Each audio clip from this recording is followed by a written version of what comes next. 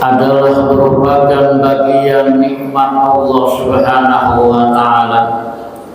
Kita pada kesempatan ini ditakdirkan oleh Allah bisa bersilaturahmi, bisa duduk bersama dalam majelis ilmu, bisa duduk bersama dalam raudhah min riyadil jannah, bisa duduk bersama dalam taman di antara taman-taman surganya Allah Subhanahu wa Ta'ala.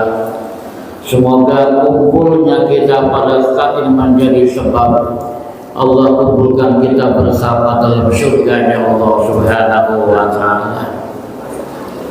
Amin ya rabbal amin ya rabbal dan ngomong ngajinya. Ngaji kita kalau nggak salah sekarang ini memasuki wal maqalatul hadiyatu wal ishrun sampai pada maqalah yang ke-21 riba usulasi kitab Nasaihul Ibad, di mana di maqalah yang ke-21 ini an Ali radhiyallahu anhu kun indallahi khairan nasi wa kun indan nafsi syarran nasi wa kun indan nasi rajulan minan nas.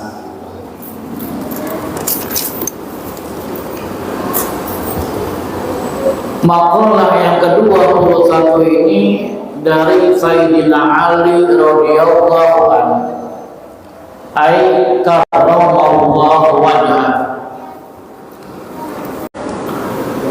Sering dia menyampaikan bahwa Sayyidina Ali adalah merupakan orang yang sangat alim, orang yang sangat menguasai tentang keilmuan agama Islam ini. Sampai-sampai beliau mengatakan ana madinatul ilmi wa ali babuha. Kata beliau Rasul, aku adalah merupakan gudangnya ilmu, wa ali babuha, dan ali merupakan pintunya. Artinya keilmuan Rasulullah keluar dari pintu. Siapa pintunya? Ialah Sayyidina Ali karramallahu wajhah. Ada pesan indah, Pak. Ada nasihat indah dari Sayyidina Ali di pada maqalah yang ke-21 ini. Apa kata beliau? Kun indallahi khairan nasi. Jadilah engkau di sisi Allah khairan nasi, sebaik-baiknya manusia. Wa kun indan nafsi syarran nasi, dan jadilah engkau dalam pandangan dirimu sendiri syarran nasi, sejelek-jeleknya manusia. Oleh kalimatnya biar nggak ngomong, kun indallahi khairan nas, jadilah engkau dalam sisi Allah, jadilah engkau dalam pandangan Allah khairan nas, sebaik-baiknya manusia. Wa kun indan nafsi, dan jadilah engkau dalam pandangan dirimu sendiri syarran nasi, sejelek-jeleknya manusia. Di sampai sini kira-kira udah paham apa belum? Belum. Kalau belum saya lanjutkan ngajinya. Kalau udah paham saya tutup. Lah mau ngapain udah paham masa ngaji baik? Gitu kira-kira. Nah, pertama, jadilah engkau dalam pandangan Allah itu sebaik-baiknya manusia. Artinya apa yang Allah pandang? Pangkat kita bukan. Apa yang Allah pandang? Pakaian kita juga bukan. Titel kita, pekerjaan kita, status sosial kita bukan. atau wajah kita yang selalu glowing umpamanya. Hingga mau kalah sama perempuan, orang sekarang banyak laki-laki pada ke salon. Ya, banyak laki-laki pada ikut ke salon perawatan wajah yang banyak duit, tapi nya nggak mahal. Pengen dulu itu dipandang Allah tidak. Apa yang Allah pandang? Yang Allah pandang adalah qulubikum wa a'mal. Hati kamu dan amal perbuatan kamu. Artinya ketika ada pesan Sayyidina Ali, jadilah engkau sebaik-baik manusia dalam pandangan Allah, artinya perbaiki hatimu, jangan sampai hati itu rusak dengan berbagai macam penyakit hati. Kalau hatinya sudah baik, insya Allah amal perbuatannya pun, jodohnya pun akan baik. Tapi kalau hatinya sudah rusak, hatinya sudah penuh dengan berbagai macam penyakit hati, maka yang tampak pun dalam gerak lampah kehidupannya tidak lain apa yang terkandung dalam hatinya. Ketika hatinya rusak, hatinya julid, maka akan timbul perbuatan-perbuatan pun merupakan dampak sifat julidnya kepada orang lain. Dan begitulah kata kita. Hati-hati kita ini.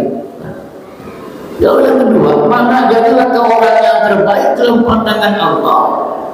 Ketika hati itu bersih, maka sujud juga bersih. Ketika hatinya bersih, sujudnya juga bersih. Apa maksudnya? Hatinya bersih dari patria, maka ketika dia sujud, datang ke masjid, duduk di majelis taklim begini, dia tidak pernah mengharap pandangan atau pujian dari orang lain. Kenapa? Karena hatinya bersih. Hatinya menjadi hati yang qalbun salim. Ini yang terhebat. Hati yang selamat dari berbagai macam penyakit hati. Karena kalau ingin mendapat pandangan sebaik-baik manusia dalam pandangan Allah, maka bersihkan hati dari berbagai macam penyakit agar tampak kegiatan kita, perbuatan kita itu senantiasa yang baik-baik. Sebab al-jawhiru ya dulu alal batin, johir itu adalah menampakkan bagaimana batinnya. Lalu wakun indah nafsi syarran nasi, kalau dalam pandangan Allah disuruh menjadi orang yang terbaik sebaik-baiknya manusia, tapi wakun indah nafsi, dan jadilah kau dalam pandangan dirimu sendiri syarran nasi, sejelek-jeleknya manusia. Jangan, artinya jangan merasa diri ini menjadi orang baik. Nah, kalimat ini selaras dengan ungkapan seorang ulama sufi, Syekh Abdullah At-Takandari. Apa beliau bilang? Jayyin nafsaka bil maksiyati wa la tujayyin nafsaka bit ta'ati. Apa artinya? Jayyin nafsaka bil maksiyati, hiasilah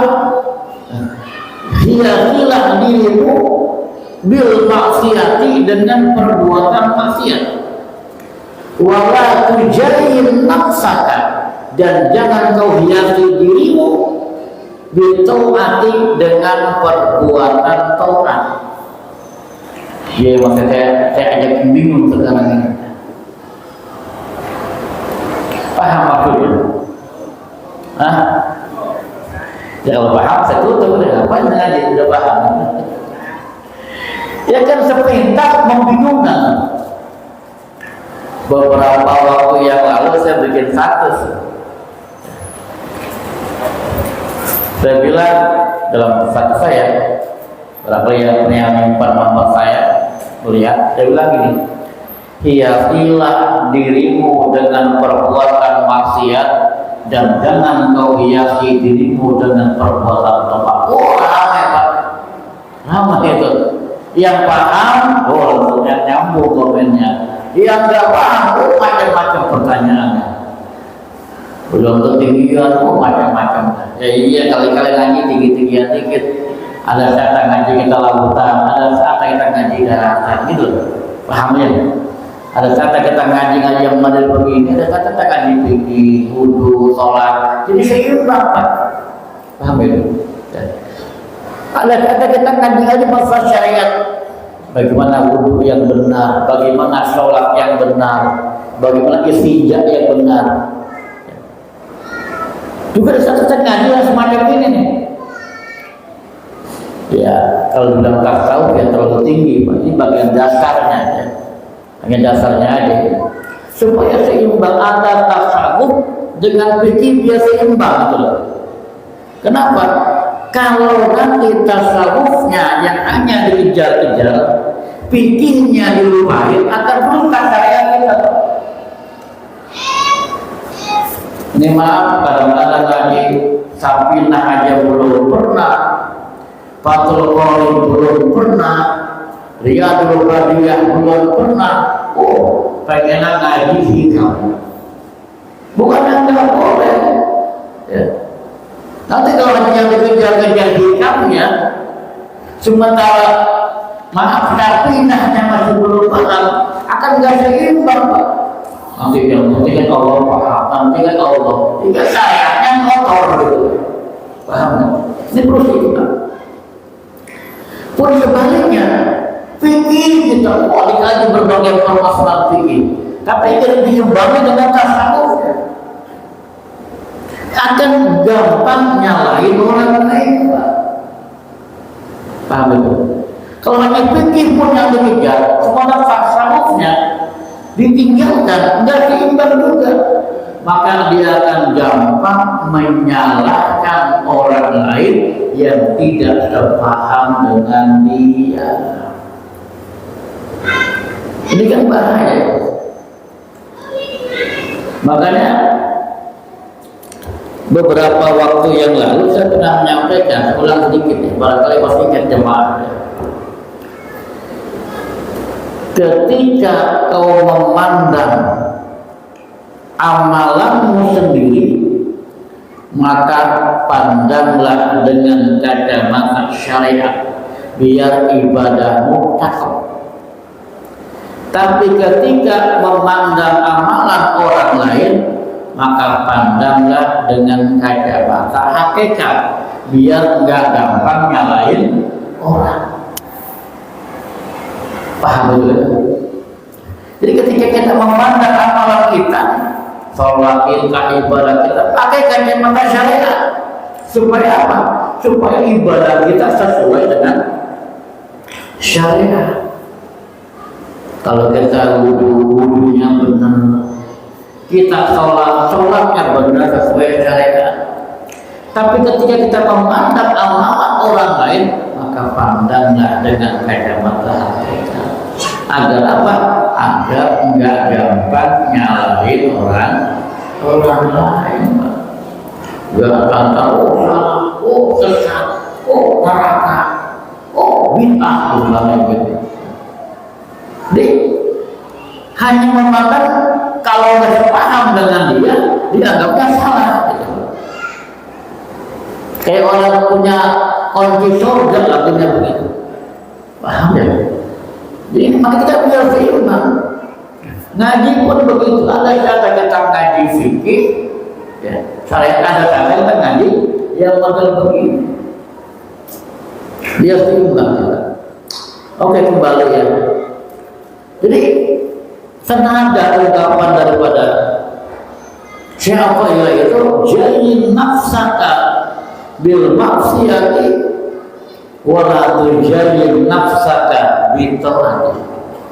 Hiasilah dirimu dengan perbuatan maksiat dan jangan kau hiasi dirimu dengan perbuatan taat. Artinya apa?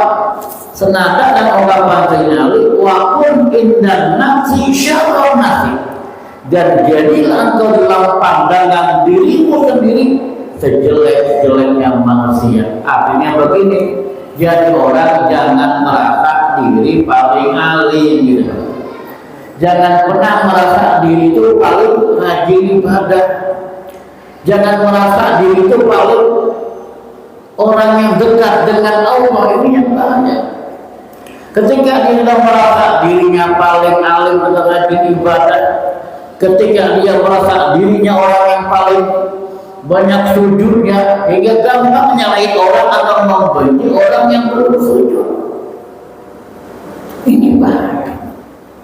Nah, karena diajarkan wala tujahid nafsaka bil maksiati wa tujahid nafsaka bi taati, jangan kau hiasi dirimu dengan perbuatan taat. Artinya hiasi dirimu dengan perbuatan maksiat agar saya orang banyak dosa gitu. Orang kan kalau banyak maksiat berarti banyak dosa. Bukan berarti diperintahkan berbuat maksiat, bukan. Artinya bagaimana menata hati kita gitu. Menata hati kita tidak merasa diri lebih baik. Kun indan nafsi, jadilah engkau dalam pandangan dirimu sendiri syarrun nafsi, sejelek-jeleknya manusia. Kita mengenal diri kita orang jelek, orang banyak dosa, orang yang hina di hadapan Allah. Ini yang terpenting. Kalau kita merasa kita orang yang hina di hadapan Allah, maka banyak dosa di hadapan Allah, kita tidak akan sempat untuk melihat aib orang lain. Kita tidak akan sempat buat menilai dosa orang lain. Nah, kita ini merasa banyak dosa. Sampai lupa maksudnya. Ketika jadilah engkau dalam pandangan dirimu sendiri sejelek-jeleknya manusia, artinya jangan merasa kita manusia baik lebih baik dari orang lain, itu maksudnya. Pandang lagi kita orang jelek, orang yang suka maksiat, yang banyak dosa, hingga hati kita tertata tidak pernah merasa diri lebih baik dari orang lain. Walaupun memang dalam pandangan orang lain kita barangkali lebih baik dari mereka dalam pandangan orang lain, tapi kita sendiri jangan pernah menganggap diri kita lebih baik dari orang lain. Nah, ungkapan ini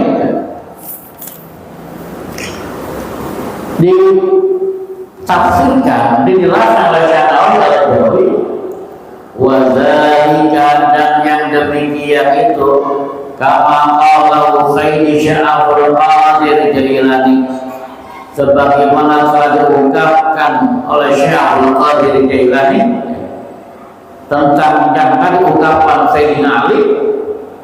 Apa kata Syekh Abdul Qadir?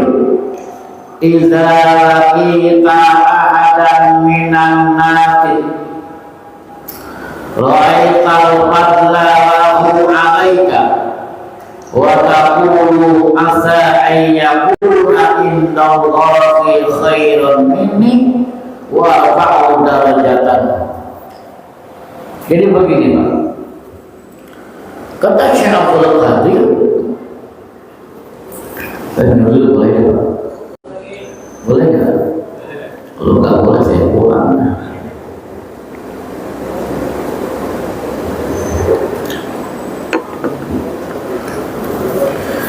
Jika Syekh Abdul Qadir, kita ahadan, apabila engkau berjumpa dengan seseorang minan nas, dari golongan manusia,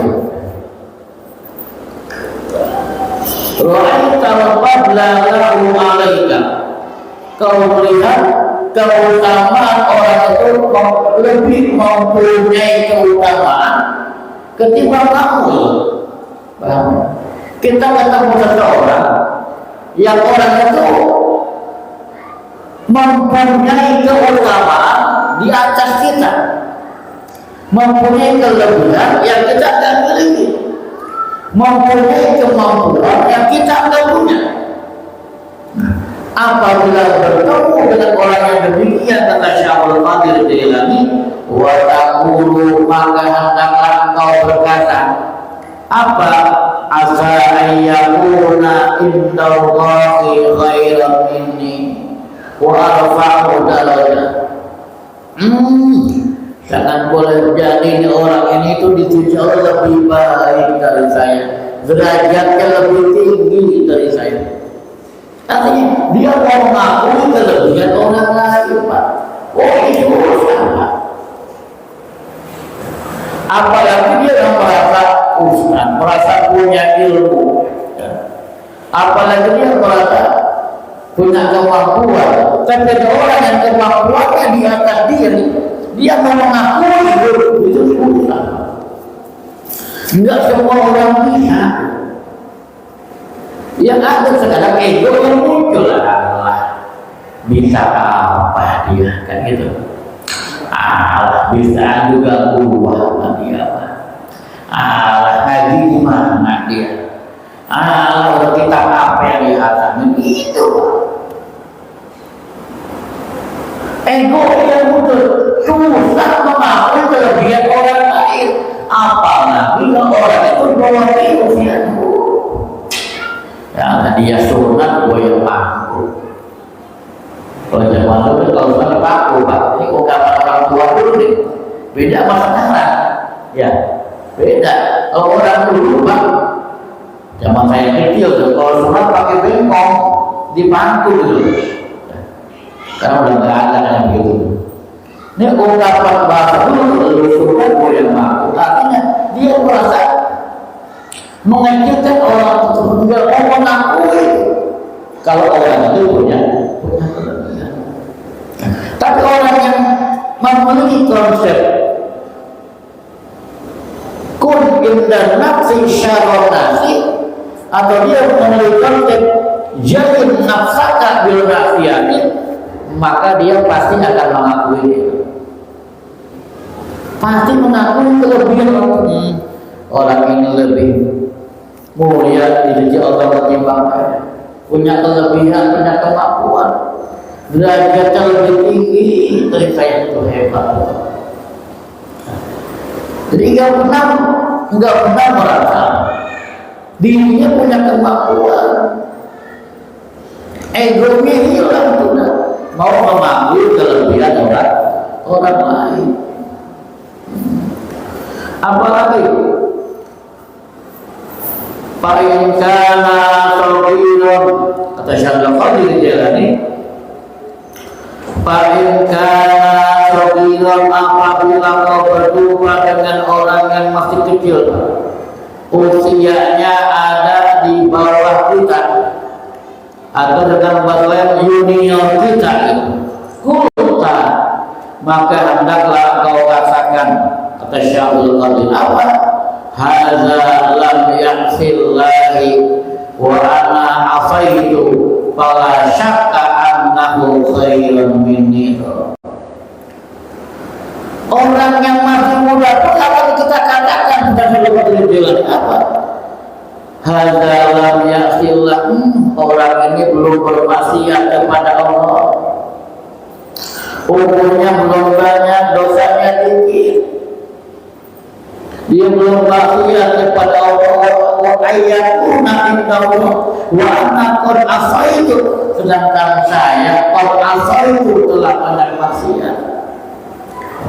Jadi dia merasa dirinya yang banyak maksiat, menganggap orang baik walaupun masih muda, masih bawah dia orang ini masih muda, belum banyak maksiatnya, belum banyak dosanya.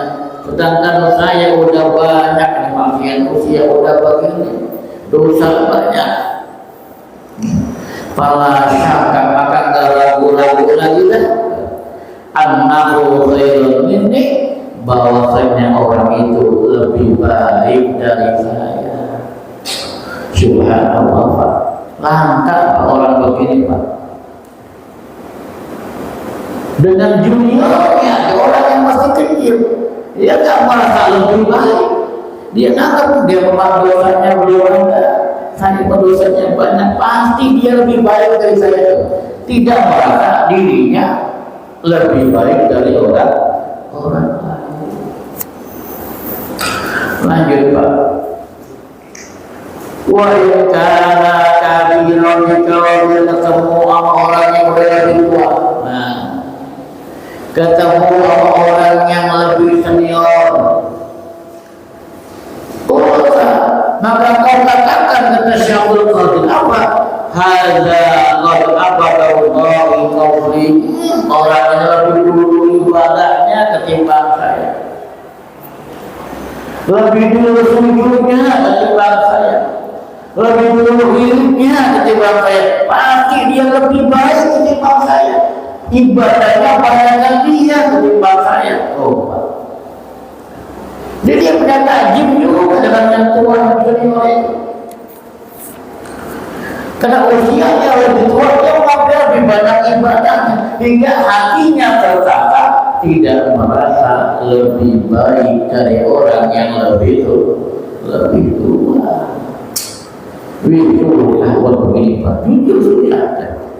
Wabillahi sudah, mudah-mudahan Allah berikan kita kekuatan hingga bisa melakukannya. Amin ya Rabbal. Amin ya Rabbal. Nah gitu Pak yang mungkin Pak. Jangan dibaik lagi Pak. Sampai kita ngomong dewek-dewek. Makanya bantuin jadi awalnya gitu. Wa in kana aliman.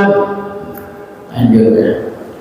Jika kau bertemu dengan orang yang alim, kata Syaikhul Qadir Jilani, kau katakan, hadza awliya malam ablak, wa nala malam anal, wa lima majahiltu, wa huwa ya'malu bi'ilmi.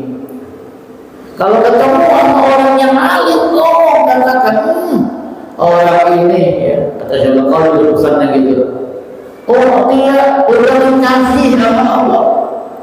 Malam abad, apa yang aku sampaikan, apa yang aku sampaikan kepadanya, orang itu udah dikasih sama Allah. Itu maksudnya. Wa malam anak, orang yang mempunyai apa yang aku punya.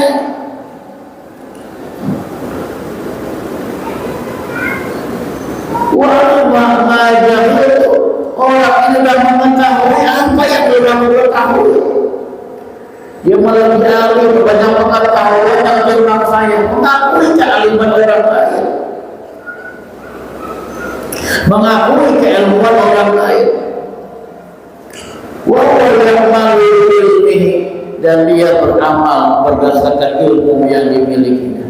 Masya Allah, Masya Allah. Jarang dapat orang mau mengakui orang alim. Jarang sekali.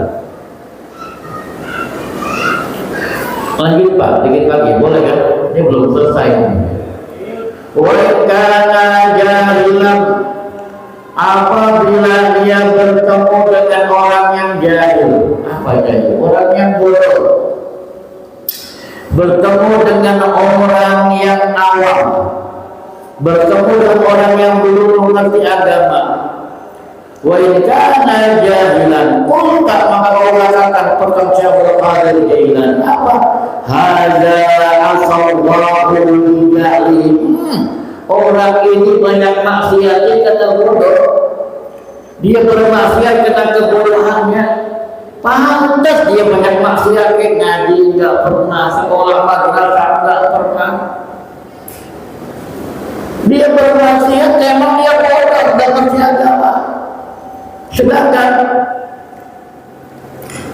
Sedangkan saya wahana awfaihu ilmi, sedangkan aku masih bermaksiat kepada Allah ilmi, dan sedangkan aku punya ilmu. Dia mengatakan banyak maksiatnya, gak pernah duduk majlis taklim, gak pernah ngaji. Sedangkan saya orang yang rajin ngaji masih berbuat maksiat. Tidak merasa hina ketimbang orang yang tukang maksiat sekalipun, tidak merasa diri lebih baik ketimbang orang yang tukang maksiat. Subhanallah, subhanallah. Susah Pak merasa hati seperti itu. Wal adli bima yutaquli atau bima yutaqul. Aku nggak tahu akhir ending kehidupan aku seperti apa, ending kehidupan dia seperti apa. Beberapa banyak orang yang tadinya tukang maksiat, tapi dibalikan kehidupannya oleh Allah, bisa menjadi orang yang alim, bisa menjadi orang yang soleh. Dan tidak sedikit orang yang tadinya tukang soleh berbau dengan kehidupan. Terlebih dengan teknologi majunya zaman, banyak terkikis kesolehannya. Karena pergaulannya, orang yang lagi sembahyang, kebawa perempuan dosa, gara-gara banyak nama teman yang suka berbuat dosa. Celakanya kalau dia mati, dalam keadaan mati berbuat dosa. Masya Allah, Masya Allah. Ketika melihat orang bodoh, dia maksiat, dia masih bodoh, nggak ngerti agama. Benar aku bermaksiat sering ngaji, sering duduk di salib, sering kumpul di tempat pastian,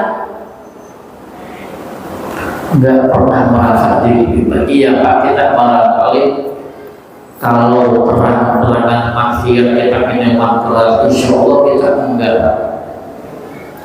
Kalau kita terang-terangan bermaksiat dengan umpamanya berjudi, insya Allah enggak. Kalau kita bermaksiat dengan nongkrong umpamanya di pasar seng, hotel Buyut, tenda biru, insya Allah enggak. Cuma apa maksiat kita yang sering sadar? Maksiat hati Pak. Paham? Kalau maksiat jauh insya Allah dekat enggak, insya Allah terjaga. Cuma terkadang yang sering kita lupa, yang sering melakukannya maksiat hati. Apa yang maksiat hati? Satu di antaranya tidak hidup dengan takdir Allah, itu bagian daripada maksiat hati. Umpamanya sholatnya rajin, ibadahnya rajin, puasanya rajin, sedekahnya rajin, tapi dia mati terkena musibah berolah. Ya Allah, kebina-binaan mana? Pakai bahasa kebina-binaan. Kebina-binaan tadi, ya Allah, sholat udah, ngaji udah, sholat udah, masih ada kena musibah, berotak hatinya. Padahal di antara beriman yang kena itu kan beriman pada qadar dan qadar. Nah, maka khairihi wa syarrihi min Allah. Baik takdir baik maupun takdir buruk itu datangnya dari Allah.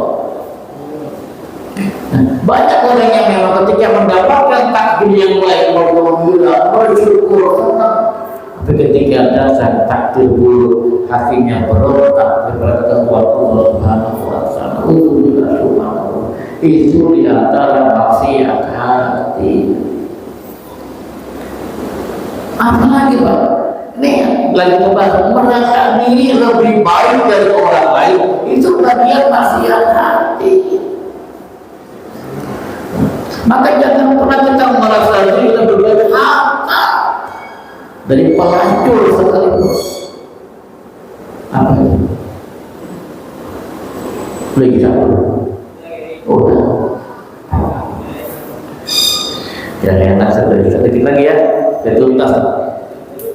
Itu bagian daripada maksiat hati. Maka mudah-mudahan ya.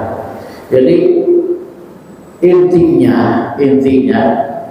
ungkapan Sayyidina Ali karramallahu wajhah ini ya, ialah bagaimana kita bisa menata hati ketika kita diajarkan dalam pandangan dirimu sendiri jadilah sejelek-jelek manusia, bukan berarti kita selalu berbuat jahat dan dosa, tidak, tapi menata hati kita seolah-olah kita orang yang banyak dosa, jadi kita tidak pernah merasa lebih baik dari orang lain.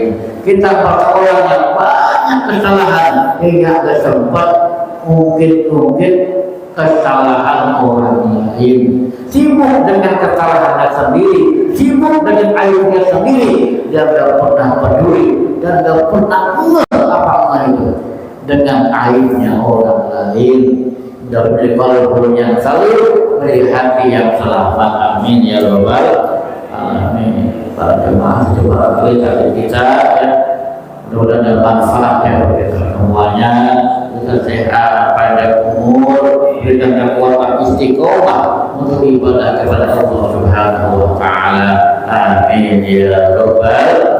Allahumma shalli ala sayyidina Muhammadin fil awwalin wal akhirin wa sallim radhiyallahu tabaraka wa ta'ala kulli sa'ati rasulillah. Bismillahirrahmanirrahim. Alhamdulillahi rabbil alamin. Hamdan yuwaffi man yukafi'u majidah. Ya rabbana lakal hamdu kama yanbaghi li karim 'azimi sultanik. Allahumma shalli ala sayyidina Muhammad wa ali sayyidina Muhammad. Allahumma ja'al jam'ana hadza jam'an marhuman wa tabarra'na min ba'dihi tabarra'an ma'suman. Allahumma ja'al jam'ana hadza jam'an mashkura wa tabarra'na min ba'dihi tabarra'an maghfura. Allahumma zidna ilma wa zidna fahma. Allahumma nawwir qulubana bi nuri hidayatika kama nuru syamsika abadan abadan. Innahu min Sulaiman wa innahu bismillahirrahmanirrahim. Alla ta'ala wa tuni muslimin. Allahumma inna na'udzubika min ilmin la yanfa' wa min du'ain la yusma' wa min amalin la yurfa'. Rabbi ighfir lana wa li walidayna warhamhuma kama rabbayana shighara. Rabbana atina